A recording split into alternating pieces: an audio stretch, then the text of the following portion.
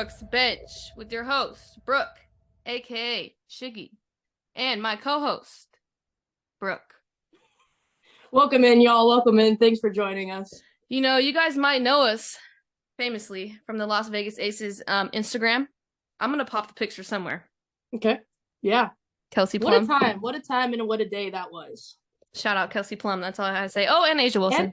And you got to give them credit when credit's due. Both of them. Yeah. And Asia Wilson. Don't forget her.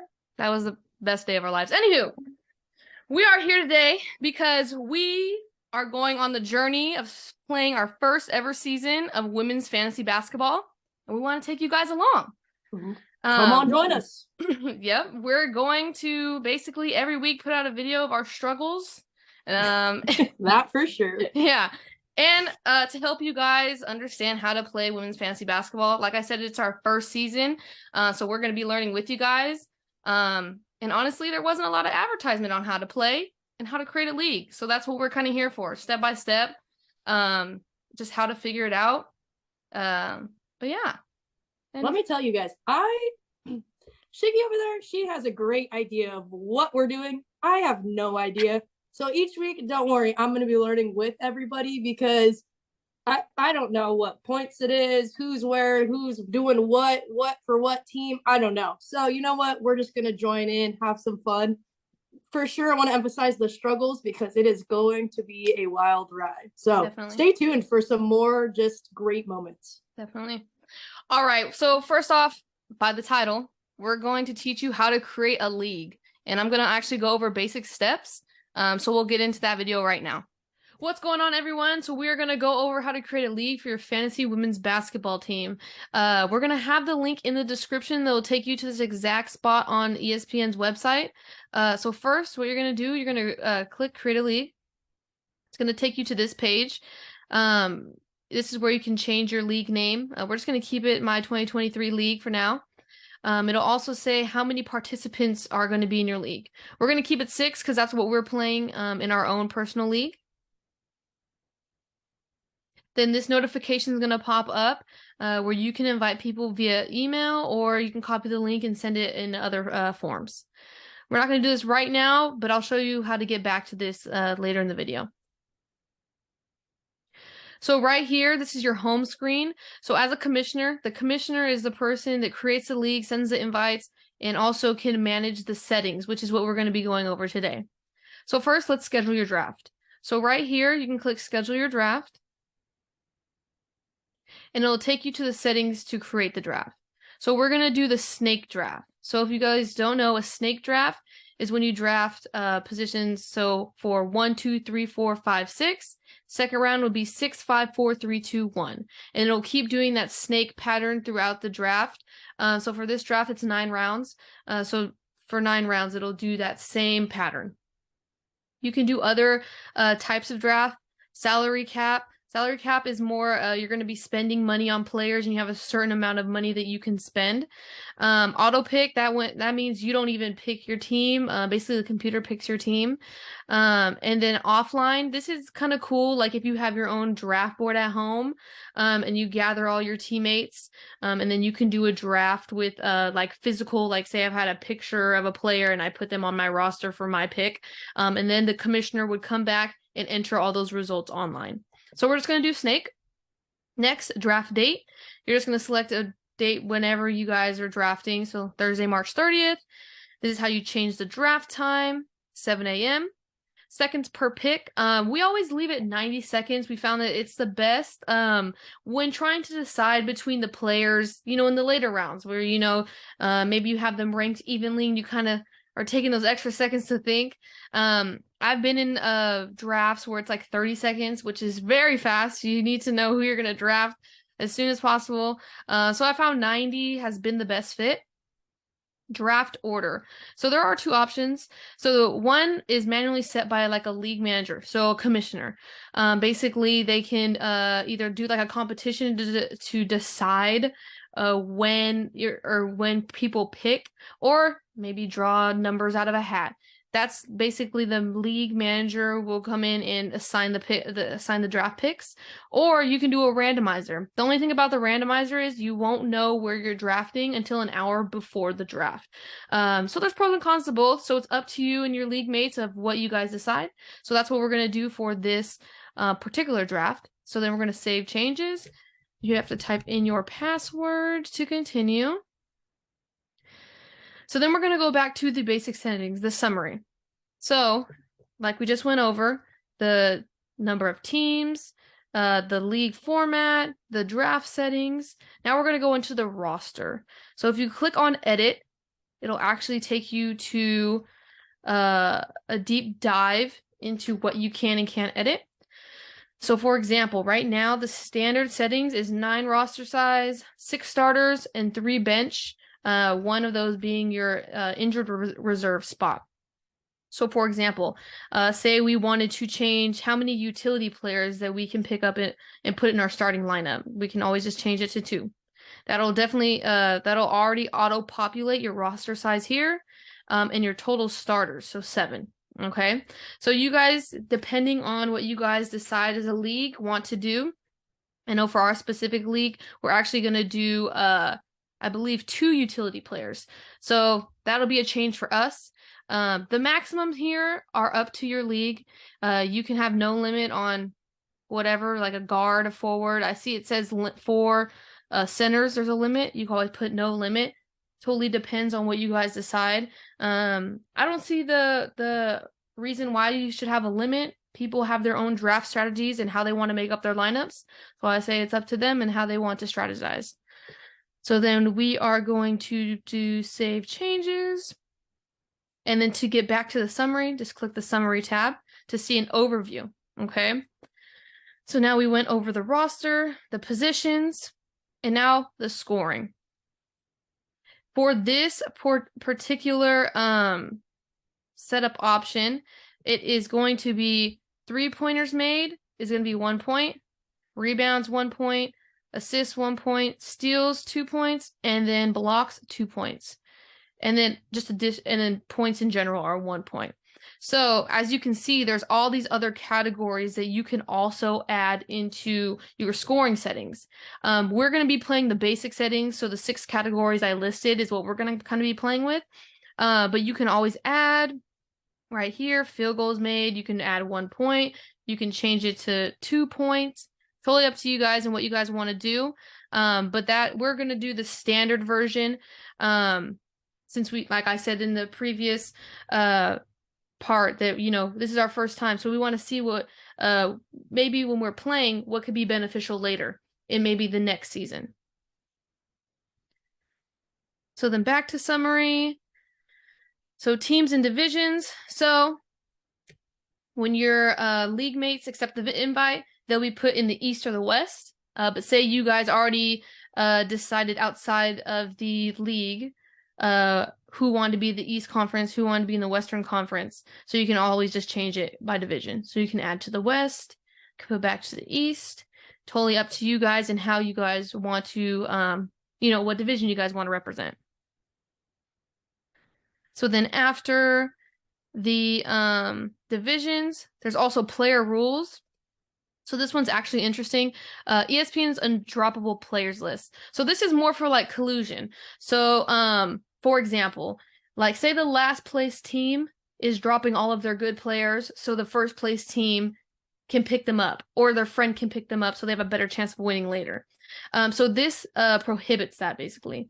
So say for example, the last place team has Asia Wilson, and they're dropping Asia Wilson. If this rule wasn't in place, they'd be able to drop Asia Wilson and let someone else pick them up. But why are you dropping Asia Wilson? So that's why we're going to keep the undroppable players list, just so things like that can be avoided. There's also a thing called waivers. So waivers is where you can pick up players that have not been added to a team. So they're free agents, essentially. There is a window as to when you can pick up those players per week. We'll be going over that in a different video. But so yeah, we have waivers selected.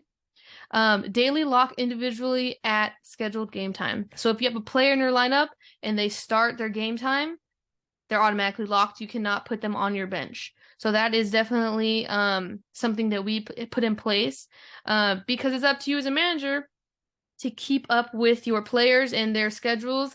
And I mean, that's kind of how the world of fantasy goes. Right here, we have no limits to acquisitions. You can put people on the waiver wire. You can take people off as many times as you can.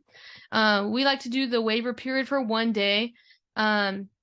Just so if someone drops a player, they're not sitting on the waiver wire for like 2 days and they're untouchable. So we like to do the 1 day. And then the waiver wire order.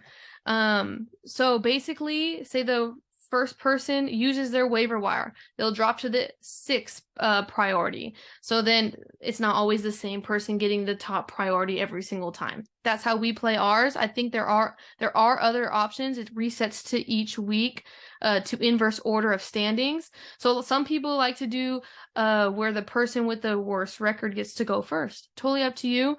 We do the never resets. So it's whoever uses their priority, they go back to the bottom. Okay.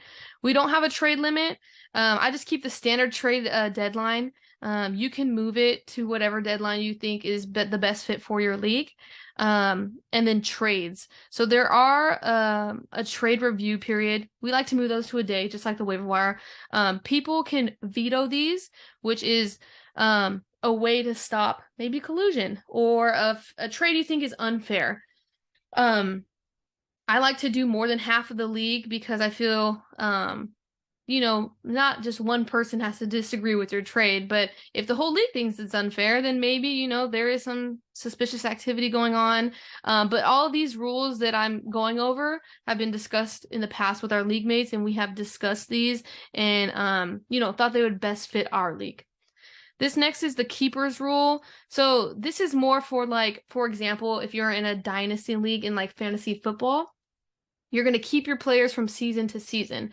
We're not doing it this season, but I love the concept, love the idea. You're able to keep your players and then add on and drop certain players as the season goes on. But it's a whole different kind of strategy than daily fantasy. So next, we're going to go over the regular season setup. So right here, the matchups start week 1. Right here, regular season matchups, they're 11, and then the tiebreakers. So depending on your league again, tiebreakers, you can either have a tie and just have that go with your record. Some people don't like ties, so they'll change the settings to based on like the points, total points that the team had, and then they get the victory over whoever they were facing. We don't do tiebreakers. You tie. I mean, sometimes it helps because you don't have a loss. So we just do no tiebreakers. We're not doing home field advantage. That's something you can discuss with your league if that's something you want to do. There's 4 playoff teams. And then for the playoffs, there's actually 2 weeks of play instead of 1 week like the regular season. So if you don't make the top 4, the last 2 teams are playing for the poop bowl. The toilet bowl is what we like to call it. Basically, they're playing for last place. You don't want to be last. That's just something, if you're last, you lose the bet. There's a punishment. It's nothing crazy, but it's something you can decide as a league. Maybe I've seen the crazy one where you got to stay at, I think it was like IHOP and eat so many pancakes before you can leave. That one was crazy, but stuff like that. So yeah, 2 weeks of playoffs per round. Okay, so we're no changes there. Back to the summary. And that is it for the basic settings. Like I said, so if we go back to League Home, this is how you are going to find your league settings. So first, I'd like to note, now that your draft is scheduled, it will show up right here. And then if you want to invite managers, all you have to do is press invite. This is where you can send them an email. You just input their email and then just put submit manager info and send invites right here. Okay. So back to League Home. This will be where all your transactions are. So recent activities, date and time of when I changed these rules or when they were modified. And you can also go to other settings. I've been playing around with this. You guys can go ahead and play around to figure out new things. If you want to see rosters, this is where everyone's roster will be. Schedules, everyone's head-to-head schedule from week to week. The message board. You could post topics here like fees or payouts or special rules that you guys want to follow. This would all be right here. There's just a lot of activities or settings that you guys can play with. I know if you go here, you go to my team, they'll have, you know, your countdown, your players, their opponents are going to be facing, and then their stats. So there's a lot that you guys can play around with. But that's just the basic settings and explanations for those basic settings. If you guys have any questions, please drop a comment with those questions, and we'll try our best to answer them. We're here to help. We're here to learn together. And it's just a way for us to get to know the different kinds of players in fantasy. I feel like the number one impact that fantasy had on me was understanding different positions and players and usage, and it just brings you closer to the game. So if you guys have any questions, like I said, drop them in the comments, maybe with topics that you want to go over, anything. We're open to anything. But that is it for now. We'll be coming out with more videos to describe more of the, other aspects of fantasy basketball, mock drafts, maybe waiver wire explanations. So yeah, but that is all for us. We're going to head back to the video now, okay? Yeah. Welcome back, guys.